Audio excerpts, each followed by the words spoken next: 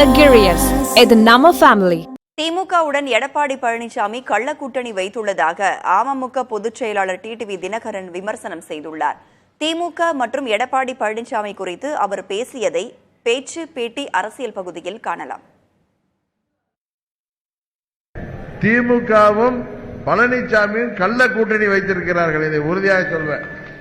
அந்த இரட்டை இலை சின்னம் புரட்சி தலைவர் எந்த திமுகவை தீய சக்தி அதை ஒழிக்க வேண்டும் என்று கொண்டு வந்தாரோ அந்த சின்னத்தை இன்றைக்கு திமுகவுக்கு உதவி செய்வதற்காக, ஏன்னா 4.5 ஆண்டு ஆட்சியில் செய்த ஊழல்கள் எல்லாம் தெரியும் உங்களுக்கு.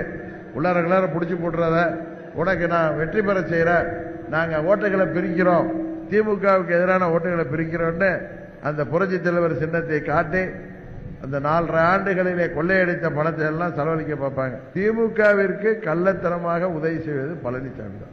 திமுகவுடைய பி டீம் பழனிசாமி. இது உண்மையா இல்லையா? அதனாலதான் சொல்ற, நம்ம தேசிய ஜனநாயக கூட்டணி உறுதியாக வெற்றி பெற வேண்டும். அது தமிழ்நாட்டு மக்களின் மனதிலே ஆழமாக பதிந்து வருகிறது. என்டிஏ கூட்டணிக்கு, தேசிய ஜனநாயக கூட்டணிக்கு தலை இருக்கிறது. அது அந்த தலை உலக புகழ் பெற்ற மோடி அவர்கள். திமுக அறிவித்திருக்கிற கூட்டணிக்கு யாருங்க பிரதம வேட்பாளர்? ஸ்டாலினா?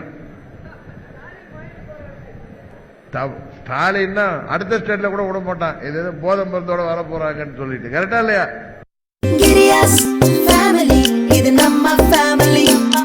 அன்புள்ள கிரியஸ், இது நம்ம ஃபேமிலி.